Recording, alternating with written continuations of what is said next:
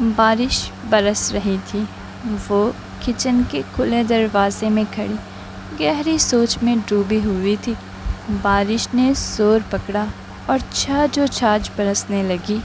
اس کے کچن کے سامنے بنے مکان کا مکین بھی بڑی دیر سے اپنی کمرے کی کھڑکی میں کھڑا بارش کی وجہ سے دھندلی ہوتی دنیا کو دیکھنے میں مصروف تھا۔ بچے کھیل رہے تھے، شور ہی شور تھا۔ خوشی بارش کی ہم چولی بن کر برسنے لگی۔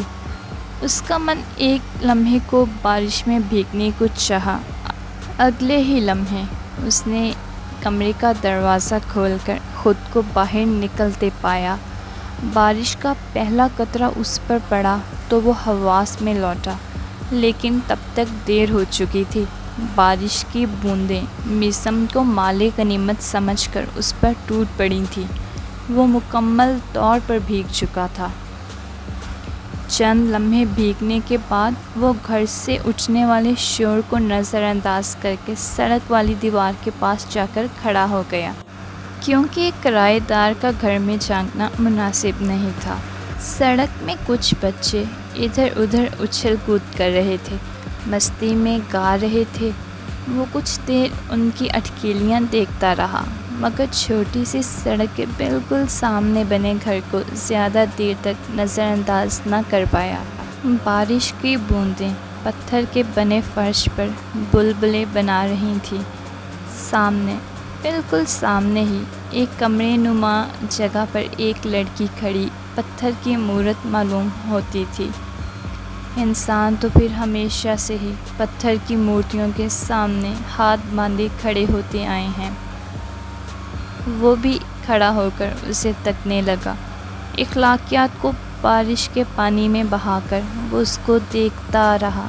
اس لڑکی کے مکان میں اور میثم کی چھت پر، جہاں کہ وہ کرایہ دار کے طور پر ٹھہرا تھا، زیادہ فاصلہ نہیں تھا۔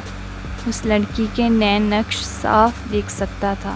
سیاہ لباس پہنے وہ دروازے کے ساتھ لگ کر کھڑی تھی۔ بالوں سے پانی بہہ رہا تھا، جبکہ لباس سے اندازہ لگانا مشکل تھا کہ وہ بھیگا ہے یا نہیں۔ وہ لڑکی کافی دیر بنا حرکت کیے کھڑی رہی۔ میثم کو گمان ہونے لگا کہ وہ واقعی کوئی مورت تو نہیں۔ تبھی اس لڑکی میں جنبش ہوئی۔ اس نے سینے پر باندھے ہاتھوں کو کھولا اور اپنی آنکھیں بے دردی سے رگڑ ڈالیں۔ کیا وہ رو رہی ہے؟ میثم نے خود سے سوال کیا۔ تبھی اس لڑکی یعنی زہرا کو کسی کی موجودگی کا احساس ہوا۔ اس نے نظر اٹھا کر دیکھا، گویا کوئی سپنا پورا ہوا ہو، کوئی غیر اپنا ہوا ہو۔ زہرا کی آنکھیں پھٹی کی پھٹی رہ گئیں، کسی ایسے انسان کی طرح جو بھوک کی شدت میں آنکھیں بند کر کے خیالی پلاؤ بنا رہا ہو، اور جب وہ آنکھیں کھولے تو سچ مچ پلاؤ اس کے سامنے پڑا ہو۔